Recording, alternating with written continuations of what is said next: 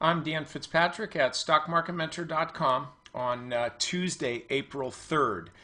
And look, let's look at Apple for a second. The stock was up again today. This is the weekly chart, so don't get freaked out. It wasn't up 30 points. It was just, that's just where it's been over the last 5 trading days. But you know, it's funny, depending on what's happening with the stock, CNBC seems to trot out either bulls or bears, and it's, you know, nothing malicious involved. That's just like what they do. So the stock keeps going up and they trot out the bears, the stock goes down, they trot out the bulls, and I guess it makes for interesting TV, but it doesn't really help you if you stray from the chart. Now, with that said, look at the stock trailing. It's running right along the upper Bollinger Band on the weekly chart. On the weekly chart now. Now, this isn't actually an easy stock to trade unless you're over leveraged. I suspect that a lot of you, the folks who are listening to this video, hold a lot of Apple calls. You know why? Because that's what you do, right? I know. I see you. So you hold a lot of Apple calls. The problem is then the stock falls 5, 6, 7, 8 points in a day, and you get concerned, as you should, and you sell. Then the stock retraces the downside, the down move, and starts moving higher again, and then you wind up buying them back, right at the top.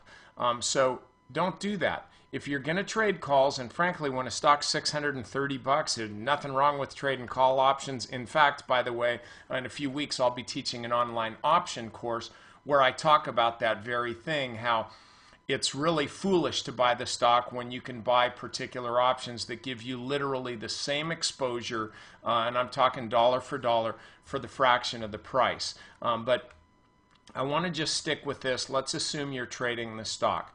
There's no question that this is a big parabolic move, but it's not like we're trading a biotech company here or a .com company or a social media company or anything like that. What we're trading is the stock of a company that is a real disruptor on a lot of different levels, whether it's from the, in the retail space as far as just how much revenue they generate per square footage, tech company, etc., etc. You know the drill. You know Apple. You may probably be listening to this or watching this video on a Mac. But look, let's look at a couple things here. See this little Bollinger Band hook? This little guy there? That can be a predictor or a forecaster of a loss of upside momentum. Doesn't have to be this. It just typically forecasts a loss of upside momentum, if only as a pause and then a move higher. Want to see this, how it has acted before? Okay, we got a little bit here, and you can see the stock did trail sideways, but you see this little hook. That's not the biggest deal, though, because it wasn't that big of an expansion. Here, you've got a real big expansion on the Bollinger Bands. Back here was a little bigger. Doesn't look like it relative to here, but trust me, it was. You get a hook there. What happens with the stock? Shortly thereafter, and we're looking at a weekly chart, shortly thereafter, the stock traded sideways.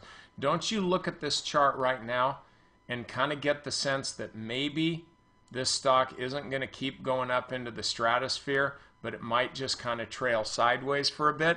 I was saying over the weekend when I was talking at the Invest Like a Monster conference in Newport Beach, I was talking about this one as well as Priceline, how the fundamentals are what are propping the stock up. And I hear these guys on CNBC talk about, the law of large numbers, and the market cap is not going to exceed $1 trillion. And by the way, I don't know if it's going to or not. But they talk in generalities, which frankly are kind of stupid if you ask me, because there's nothing particularly general about the market or about Apple. And don't get the wrong impression, I'm not an Appleonian. I'm a fan of this chart, but I'm not necessarily a fan of the company. In fact, don't tell anybody, but I still use PCs to do most of my work, even though I have a lot of Apple products. But there's nothing that inherently meritorious, or to put it another way, I just don't think just standing by themselves, the law of large numbers, has any impact on a particular company here. Just because ExxonMobil wasn't able to get over the hump has no reflection on Apple, which is kind of a different animal. So here's the thing. We're going to zoom out, look further. You can see this kind of sideways drift, right? Okay, now we got the big whoop-de-doo here. So here we got what? Another hook. And then shortly thereafter, not right at, in fact, this is why it's not really a timing indicator. This was back here in June. We finally got the move about 8 weeks, 6 to 8 weeks later. Similarly, back here you see the same thing. You get this Bollinger Band hook in December 2004. You get a little move to the downside, but then of course what happens? My gosh, the stock splits and then it's off to the races. The point is, this hook on the weekly chart does reflect something going on with the stock, and that is a decline in upside momentum. Now, let's look at the daily chart. I don't really see it too much here, not at all, although we do have this. Let's just draw a line. First of all, support line, nothing wrong with that support line. That's Jeff Mackey's purple crayon. He says just draw the line and walk away when it breaks trend, then sell. Nothing wrong with that. But if we draw the purple crayon here on resistance, what are we getting? We're getting a stock that, in order to confirm this trend line as defining the top of the channel, here it fell a little short, but still the trend line remains. In order for this to happen, Apple's going to have to go outside the upper Bollinger Band again, or reverse course in time, and we don't have a time machine, so you can't do that. But it's going to have to go up above the upper Bollinger Band again and tag the stock somewhere up here. Excuse me, tag this resistance line. See if I can speak in English here.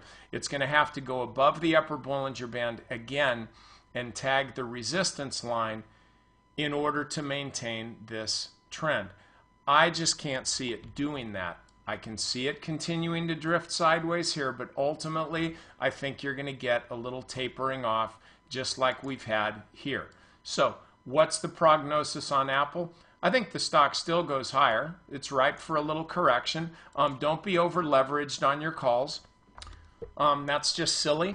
If you want to write bull put spreads, definitely go ahead and do that. Just make sure they're a bit out of the money. Don't get too aggressive, because if the stock reverses on you, you're going to get killed. But if you keep them, quite a ways out of the money, the premium that you get on puts is still pretty high. Why? Because there's a lot of folks that are starting to bet against Apple.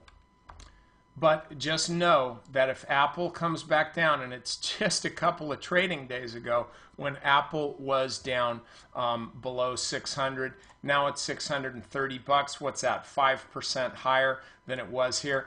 If Apple falls back below that level, you're probably going to get an even greater sideways drift here. So I would suggest, if you're long and you've been long for a while, keep a tight stop on part of your position. Don't sell the whole thing. There's no reason to. There have been plenty of times when you could have sold the whole thing here or here or here, and if you had, you missed out on this move. So go ahead and keep some on the table, but get ready to take some off. In fact, what I'd suggest doing is use 622.51 as a reference for your first profit taking. If the stock falls below 622.51, then consider taking some off the table, because again, you look on this weekly chart, you can see the hook on the Bollinger Band, and that typically means that the easy money is behind you.